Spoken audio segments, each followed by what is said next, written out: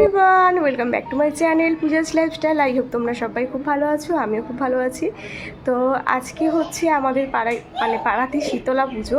প্রতি বছরই এই পুজোটা হয়ে থাকে, যারা আমার আগের ব্লগ দেখেছো তারা জানবে। তো যাই হোক, আমার ডেলি ব্লগ যারা দেখো তারা জানবে, আগের বছরও করেছিলাম। তো সেরকমটাই আজকে দিদি রিজু ওরাও আসবে। সকাল থেকে উপোস আছি।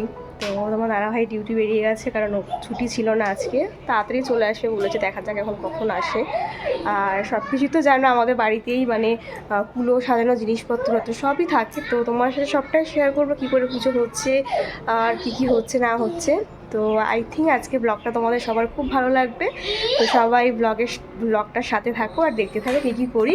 দেখো মাম্মাম এখন দুষ্টুমি করছে।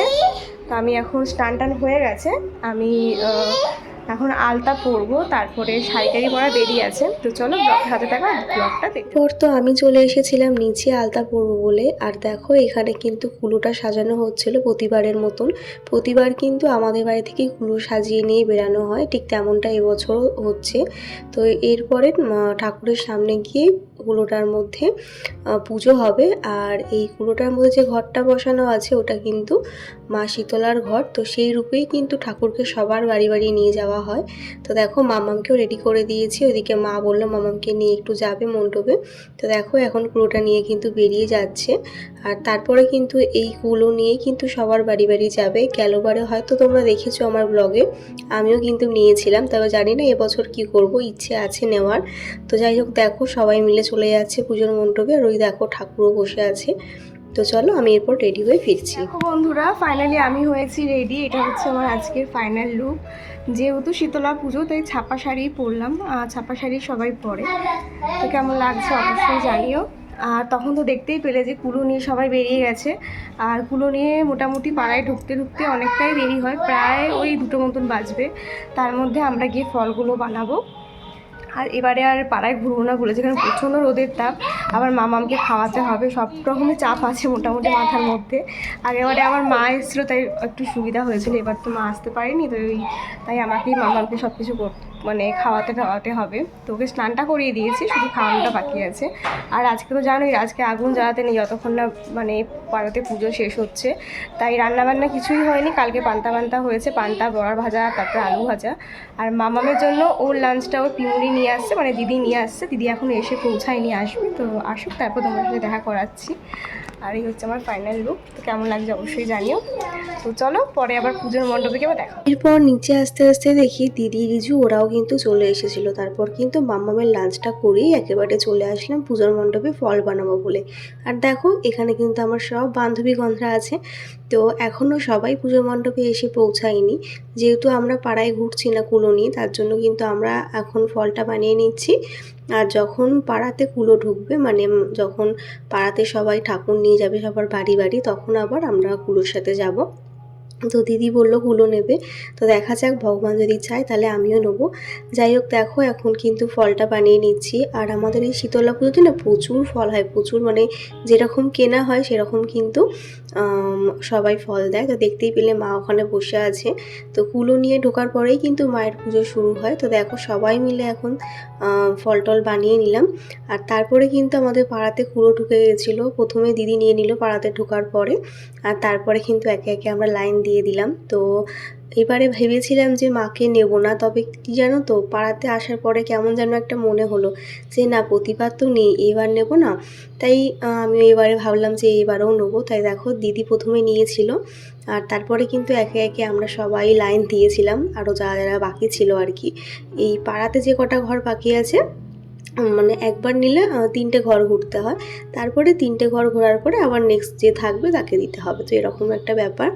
তো দেখো এখন দিদি নিয়ে এসেছিলো নেক্সট বাড়িতে। তো সেখানে এসে সবাই সবার বাড়ি থেকে তেল, সিঁদুর, তারপরে হচ্ছে সিদ্ধি, হচ্ছে চাল, তারপরে ভুজি, এইসব জিনিস দিয়ে মাকে বরণ করে নেয়। তো দেখো এরপরে কিন্তু দিদি আরও একটা বাড়ি নিয়ে যাচ্ছে, সেই বাড়িটাই হচ্ছে দিদির লাস্ট বাড়ি, সেখান থেকে কিন্তু আরও একজন নিয়ে নেবে।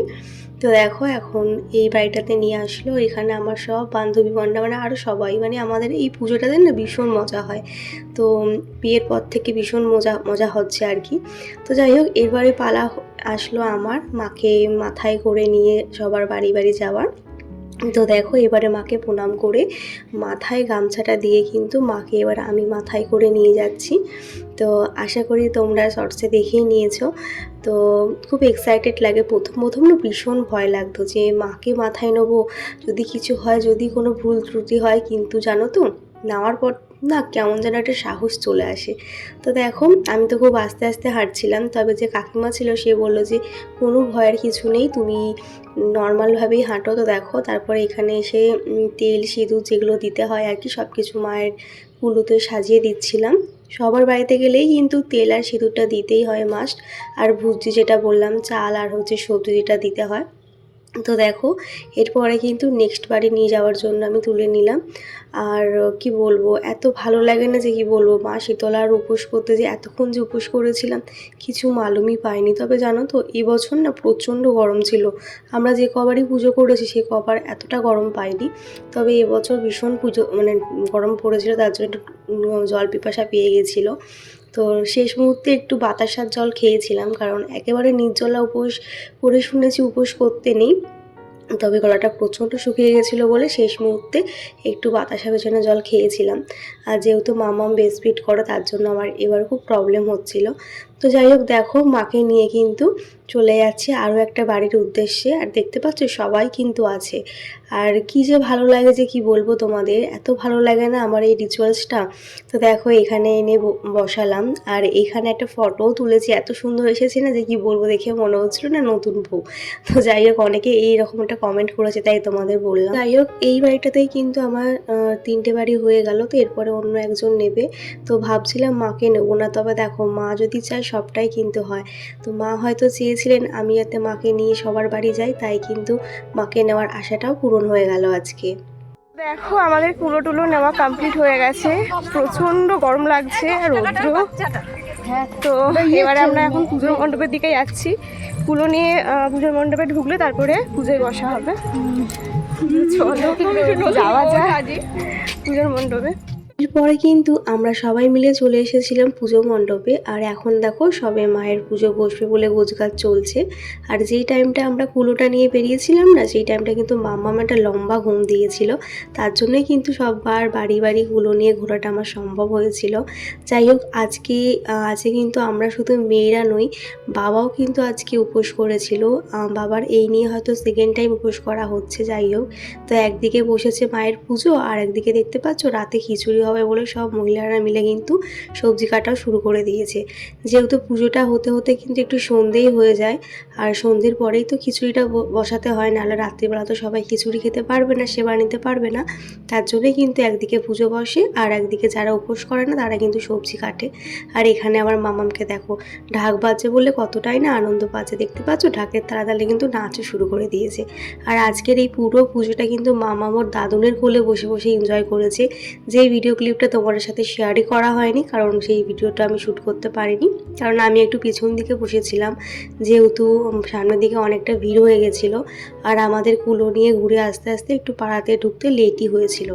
তো এই বছরের পুজোটা বসতে অনেকটাই লেট হয়ে গেছে, জানি না শেষ কখন হবে, কারণ পুজোর শেষে কিন্তু আমাদেরকে স্নান করতে হয় পুকুরে গিয়ে।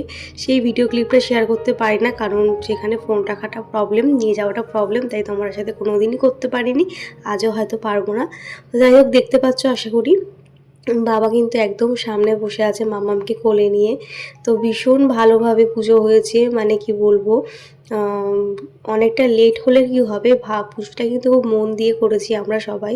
তো খুব মজা হয়, এই একটা বছরের জন্য আমরা সবাই অপেক্ষা করে থাকি যে কবে শীতলা পুজো হবে।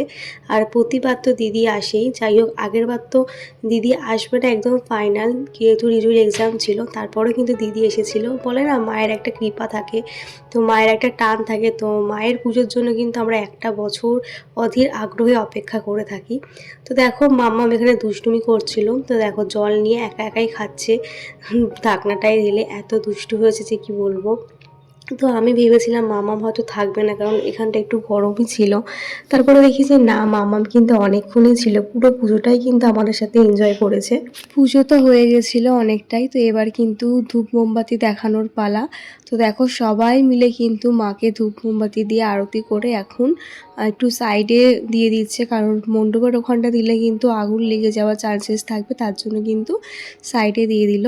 এরপর কিন্তু আমরা সবাই চরণামৃত নিয়ে নিলাম, আর তারপরে কিন্তু জল খেয়ে এসেছিলাম, কারণ এত জল তেষ্টা পাচ্ছিলো যে কী বলবো, আজকে প্রচণ্ড গরম পড়েছিল। তো তারপরে দেখো যজ্ঞের জন্য বসে পড়লাম, আর এই যজ্ঞ হওয়ার পরেই কিন্তু আমরা চলে যাব পুকুরে স্নান করতে। যে ভিডিও ক্লিপটা তোমাদের সাথে এবারও শেয়ার করতে পারবো না, কারণ ওখানে প্রচুর ভিড় হয়, আর তাড়াহুড়োতে ফোন নিয়ে গেলে কখন ফোন হারিয়ে যাবে বা জলে পড়ে যাবে সেই ভয়ে আমরা কেউ ফোন নিয়ে যাই না, কারণ আমাদেরকে ভিজে গায়ে কিন্তু বাড়ি ফিরতে হয়। তো দেখো এখন একেবারে তোমাদের সাথে যজ্ঞটা শেয়ার করছি, আর তোমাদের সবার যা মনস্কামনা আছে সব মা শীতলাকে বলে দেবে, মা কিন্তু সবার মনস্কামনা পূরণ করবে, কারণ আমাদের পাড়ার এই মা কিন্তু ভীষণ জাগ্রত।